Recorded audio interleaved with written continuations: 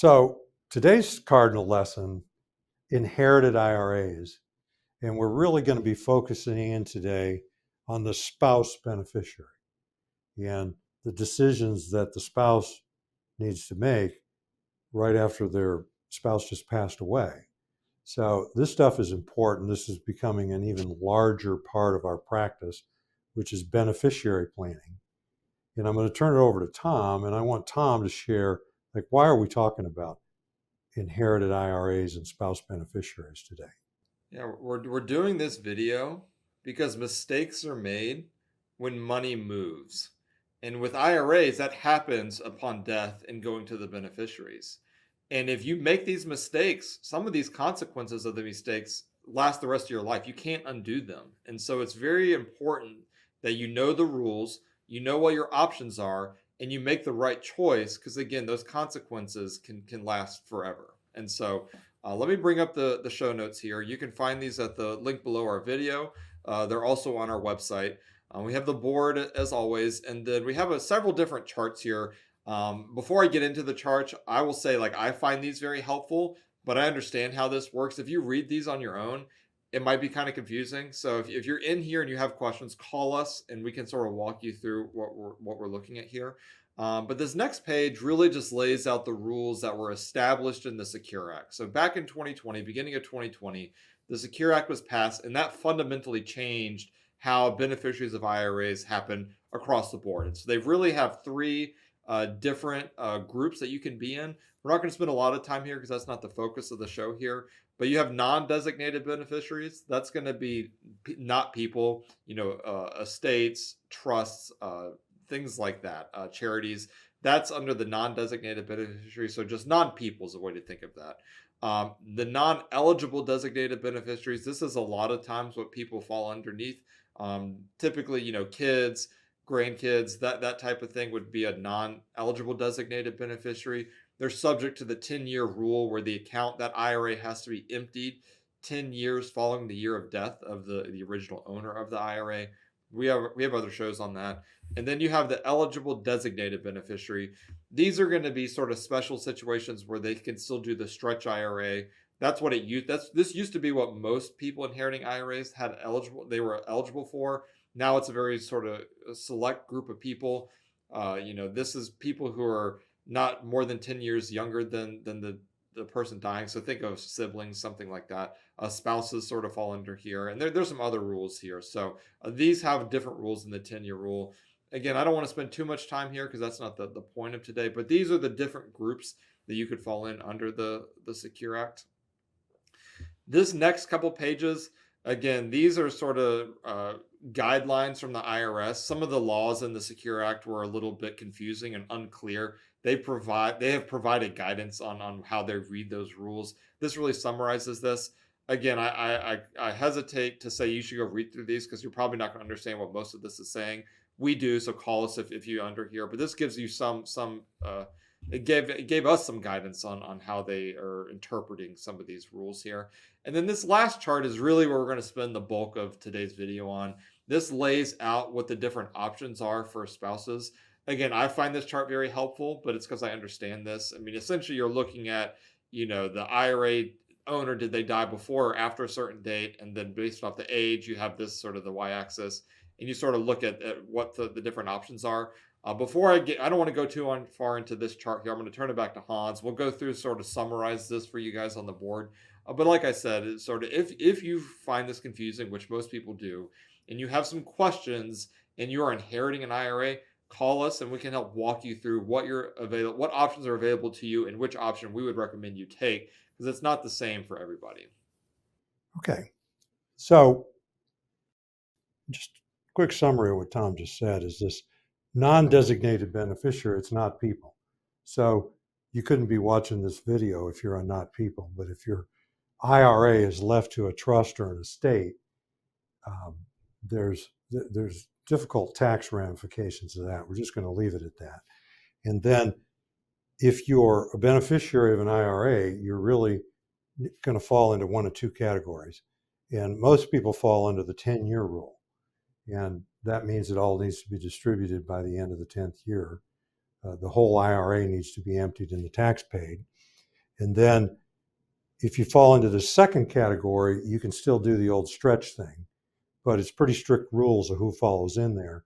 And today's video is specifically around the spouse, because even though these are all thrown in the same category, a spouse is given the best, a spouse is the best type of beneficiary to be, or in other words, the IRS and the rules and the regs are the most lenient for spouses, because that's what an IRA was set up for in the first place, is to take care of either the owner and provide a retirement income for life, or if they die and then they leave a spouse, they want to, then the income goes to the spouse and goes for the rest of his or her life.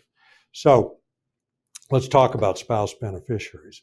Is within the Secure Act, there's Section 327, which you don't need to know what that is, but it just essentially says that you have the option as the spouse that inherited an IRA to use the age of your deceased spouse to calculate RMD. So it means if your spouse was younger than you are, they presumably would have gotten to RMDs later.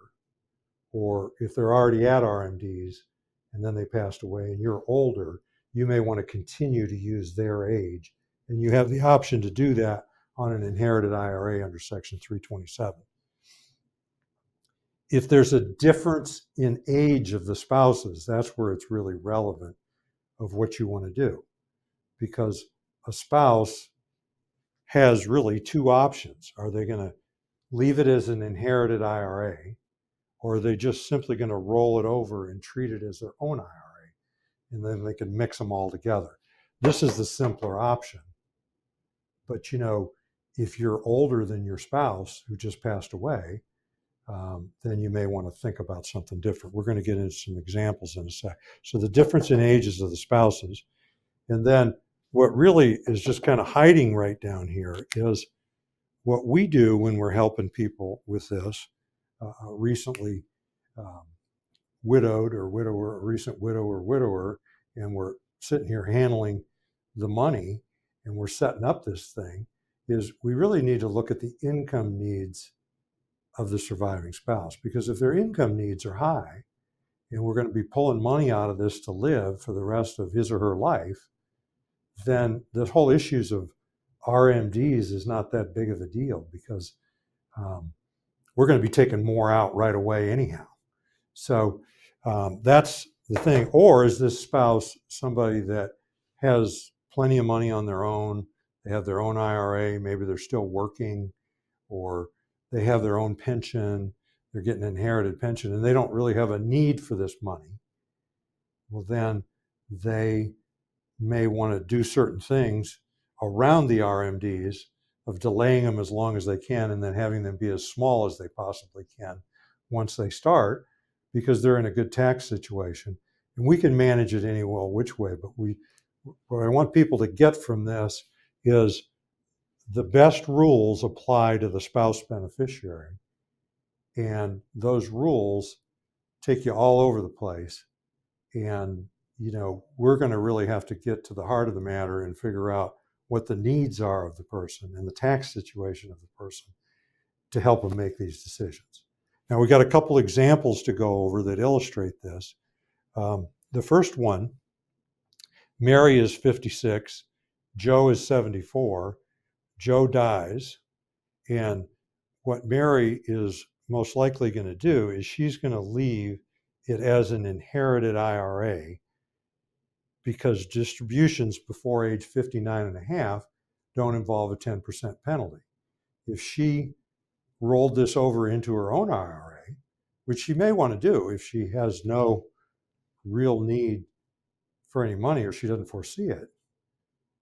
But my recommendation would be to leave it as her own IRA, probably, as an inherited IRA, because there is no 10% penalty on distributions from an inherited IRA. So for the next 4 years, if she needs to pull money out or wants to pull money out, she's just going to pay the tax, not the, she's not going to pay the, she's going to pay the tax, but she's not going to pay the penalty.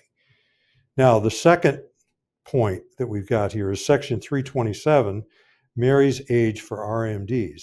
So if she leaves it as an inherited IRA, she can pull out the money without the 10% penalty. She can also invoke Section 327 and use her age instead of Joe's for the RMD. So that could delay them for a whole lot of years.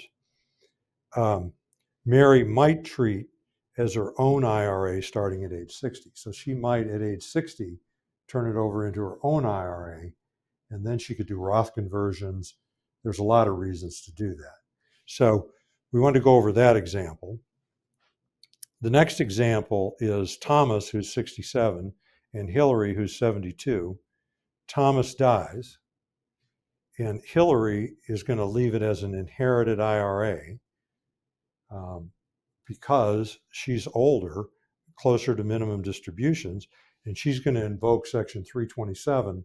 So she's going to leave it as an inherited IRA, but she's going to use Thomas's age for the starting of minimum distributions. It's going to delay them another 6 years because Hillary really doesn't need any of this money yet. It is going to prevent her from doing any Roth conversions on that money while it's an inherited IRA. So that'll need to be thought about. And if Hillary wants more Roth conversions, she must treat it as her own IRA. So those are our two examples. I want to go over and just hit on the boxes that go over comprehensive financial planning. We've gone over IRAs today, inherited IRAs, RMDs, our income, estate planning, and we talked about taxes. So with that being said, I'm Hans Scheil. And I'm Tom Griffith. We thank you very much for listening. Thank you.